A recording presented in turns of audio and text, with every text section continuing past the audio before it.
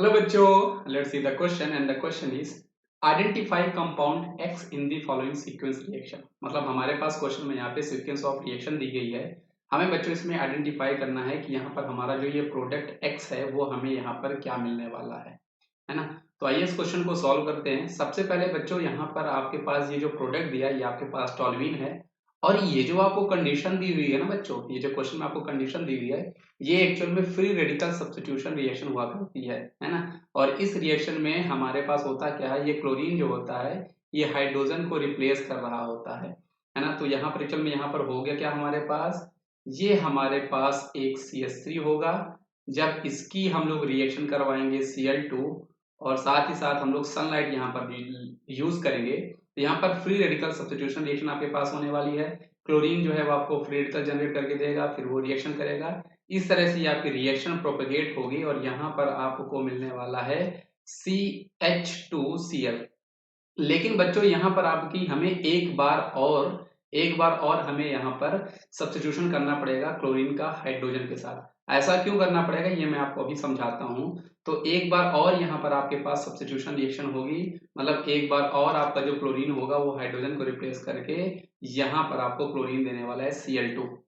अब एक्चुअल में यहाँ पर हो गया क्या, ये आपका जो प्रोडक्ट होगा ये आपके पास X होगा, क्योंकि उसके बाद हमारे पास दिया हुआ है वाटर।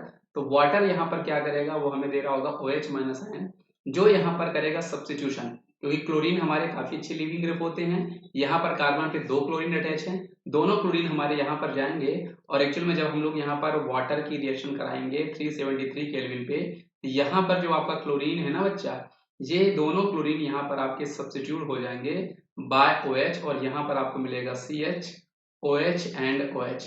अगर आपके पास एक क्लोरीन होता तो यहाँ पर एक ही क्लोरीन आपका सब्स्टिट्यूट होता और एक ही OH आपको मिलता। 2 क्लोरीन थे इसलिए हमारे पास 2 क्लोरीन सब्स्टिट्यूट होंगे और 2 OH हमें मिलेंगे।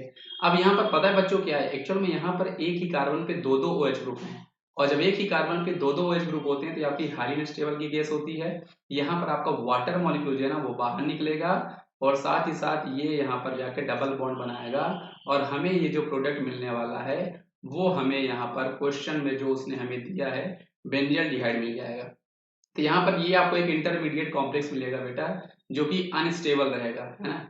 ये थोड़ा सा आपका अनस्टेबल रहेगा, यहाँ से आपका वाटर मॉलिक्यूल बाहर निकल जाएगा और आपको बेंजील्डिहाइड जो है वो आपको प्रोडक्ट मिल जाएगा। इसलिए इस क्वेश्चन का जो सही जवाब होगा, इसने पूछा था कि हमें यहाँ पे प्रोडक्ट X क्या मिलने वाला है, तो एक्चुअल में यहाँ पर X जो है बच्चों देखो किससे मैच कर रहा है हमारा, ये हमारा X है जो हमने निकाला है, ये हमारा ऑप्शन नंबर C से मैच कर रहा है, तो ऑप्शन नंबर C इसका सही जवाब होगा।